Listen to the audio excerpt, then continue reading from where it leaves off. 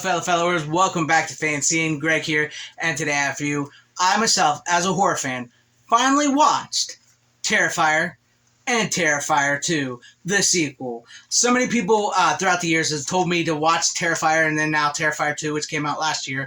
I've always been a little, hesitant with them because I'm not one for a lot of modern horror. I like a lot of old school horror, and I've heard things about the Terrifier movies. I'm not against the gore or anything, but sometimes I just gore for gore's sake is not fun. But I am so glad that I finally watched these and put the stupidity out of my mind, because I really enjoyed these movies. They took me by surprise how much I enjoyed them. I am so glad I bought them sight unseen, because so many people told me to watch them, and I enjoyed them. And as in the recording of this video, it is October 2023, and I wanted to start my spooky season horror movie watching off with some movies I had never seen before. And what better way to start them off with some Terrifier, Art the Clown, horror flick set on Halloween night. Man, I'm so glad. I'm so glad I finally picked them up. I'm going to start with part 1 here. I'll go over it real quick, and I'll show you off the Blu-ray case here. This is part 1, the introduction of Art the Clown. This is not the first movie Art the Clown is in. He's in All Hallows Eve, and I'm not sure about All Hallows Eve part 2. Let me know if you're about that, but I know he is. But a different actor, David Howard Thornton, takes over the role of Art in this one. So there's the back, and then we'll open it up, and I'll show you guys this real quick. I gotta love it. I'm going to take out one of these discs here. I don't know if I can show you both of the inside of the art cover here with YouTube there. Check it out. That's the big set piece in this. We'll get to that. So, yeah. I really dug the simplicity of part 1. Part 1 is about 84 minutes long, I believe. It tells the story of these two young women, Dawn and Tara, who are coming home from a Halloween party. Dawn is drunk. Tara, the ever reliable one, tells her no, she shouldn't drive home drunk, which you should not drive home drunk. And then they bump into Art the Clown, and Tara is rightfully terrified by Art the Clown. Dawn, she's a outgoing, bubbly type girl, and she kind of placates her, plus she's drunk. And then all hell essentially breaks loose with Art the Clown terrifying and chasing down these women and killing multiple people in this building. And I really love the fact that they weren't scared to go right for the jugular in this movie, with because you're led to believe that Dawn and Tara are your two leads. You think Tara's the final girl, and they pull Hitchcock on you, and boom, they kill both of them.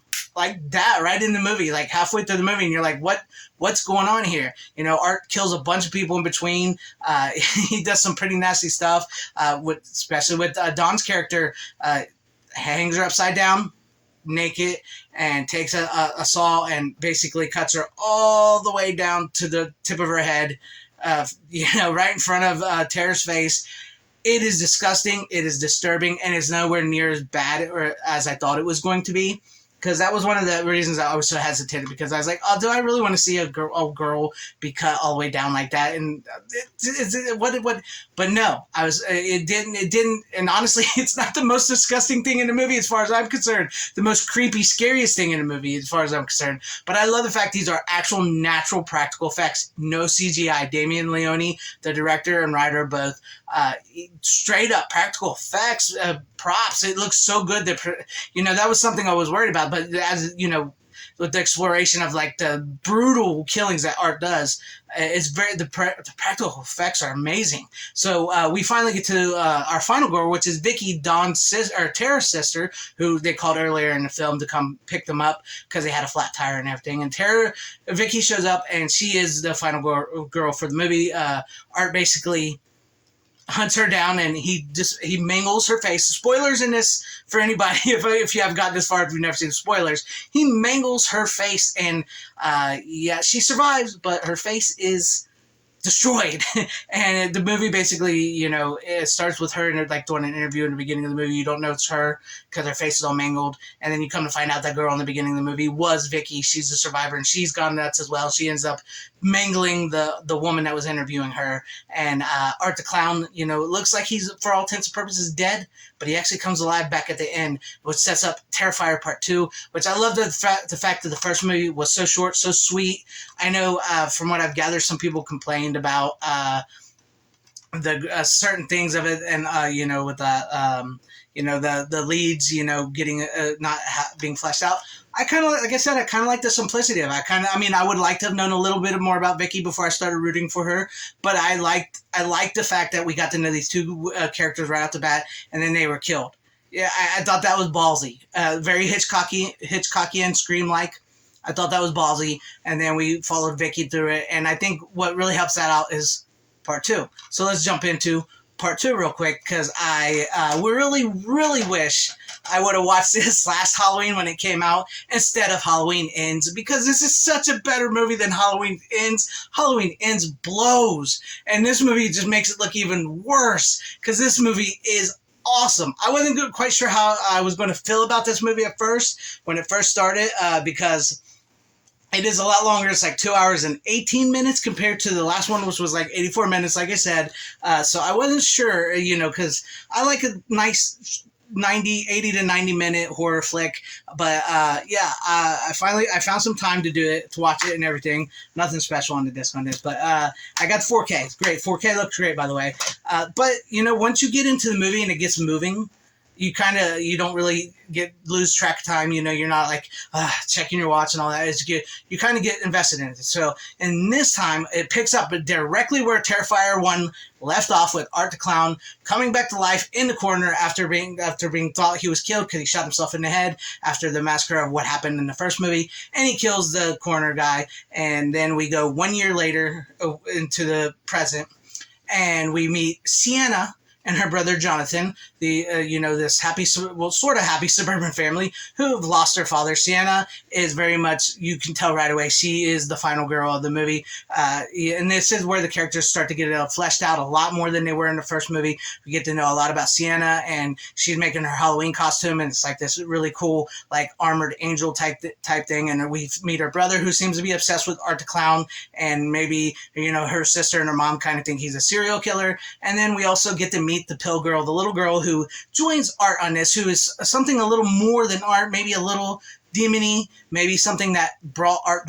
back to life from the first movie. And so Art, he basically makes his way towards these two people because there's some kind of connection between Art, Sienna, and Jonathan and her family. Something to do with their father. Their father apparently was having visions of Art and his victims from the first movie and what his daughter would eventually become. That's a question that's sort of left open in this movie, so we don't get the full answer to that, why that is. But Art shows up there. Art starts his arty ways and starts killing the oh my gosh, the scene with, I believe her name is Ariel.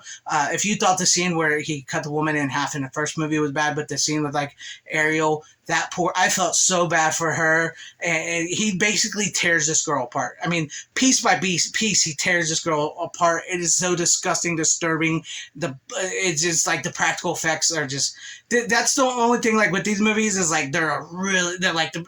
I love that they go full on. It's it's not for the squeamish. Some people will not be able to handle this, but I mean, like, man, he tears her apart, and then he goes through these people and to get down Jonathan and Sienna, and then Sienna builds, she puts on her costume. She's badass, and I wasn't sure how I was feeling about Sienna at first because I wasn't quite taking to her when it first started. But then as the movie was rolling on, and I got to see her interaction with her brother and her friends and what she was all about, and her mom. And her mom was great in this movie. I loved their mom, Jonathan and Sienna's mom. She felt like such a real mom. Like, I know some people get mad at their moms. Their moms don't seem like they're young, but she always seemed like she was still there for her kids. And she gets, like I said, spoilers in this, Art blows her freaking head off, and it's so disgusting. And then Jonathan walks in, and she's at the table with her head all put back together, where she's blaring up, and he's just shoving mashed potatoes in her face. Truly mean and disgusting and disturbing. And so we finally get to the scene where like Jonathan gets taken by Art. They trick Sienna and her friends to come to get Jonathan. Art takes out her friends. Jonathan and Art and Sienna have this magnificent, like, really epic battle, and it has to do with like the sword and the powers. It's like I don't want to give like too much away, but it's like Sienna was becoming like this beacon of hope and angelic type of like hand of God type thing, coming down to destroy this demon and the Art and this girl that was with them. And it's just like, it's really well done, and it's very epic in scope. I really like the fact that with Terrifier and Terrifier 2 here, that Art the Clown is this villain. He's a slasher horror movie villain, and you like to see it. You like the faces he makes and how he laughs and how he gets real serious and stuff. And you're like, oh, this is a really cool, well developed slasher character. But whereas with the slashers from the 80s and 90s, like Jason, Freddy, Ghostface, Michael Myers, you get to the point where you're you're rooting for them more than you are for the people. You go in to see these movies to see these characters and not really the people in the movie. What I really liked about Art was that, yes, he's one of the characters you want to see, but you want to see Art get his up and comings. You want to see him be taken out. You get to the point where you're like, somebody just freaking kill this guy already. He needs it. I really like that they kept that, because you can, with horror movies, slashers, and especially sequels, you get to the point where maybe the characters become fodder and not so much rooting for them, you're rooting for the villain. And I think that was Damien Leone's, because, like I said, some people said it wasn't fleshed out characters, a little too short. And then some people complained about this one being a little too long. And yeah, maybe it could have used about a half hour trimmed off of it. But it was all right. So I'm interested to see where part 3 takes us. And, the only complaints I would have to have about these movies is, despite all the blood, despite all the gore and all the nastiness, because it gets really nasty. I wasn't much fan of the poop stuff, like when Art smears poop on the wall in the bathroom in the first movie, or when the little pill girl just takes a crap in the floor in the in the laundromat. That just was just a little too disgusting for me. I know, cutting a woman in half, tearing a girl apart and all that, and cutting heads off and smashing it with your foot and shooting people in the face. I know but the prosthetics and stuff really help with that and make it, where you go. That was cool. It's fake and everything, but with the poop and stuff, I'm just not a fan of the poop stuff. That's me though. I hope he pulls back on that. I hope he doesn't go poop stuff in the third movie. But I am interested to see the third movie, and I'm so happy to pick this up. And if you're looking for new movies to watch, if I didn't spoil them too much for you, for Halloween, check them out. And something I didn't mention about this one is, this movie really felt like there was inspirations from Dream Warriors. Like the opening sequence of this movie with Sienna in her bedroom building her costume really felt like the opening of Dream Warriors. I felt like Halloween 4 and was a little bit in there, Halloween 4. But don't get me wrong, I'm not saying that he's copying or anything like that. I think it's his own original thing, and maybe that because these are very much 80s horror throwback type movies. So I was really glad to fill those in there and see something new and something different, something where I can say, oh, that villain is cool, but I want him to die, Whereas with Freddy and them, I'm like, oh, don't kill Freddy, don't kill Michael Myers. I was like, I want Art to die.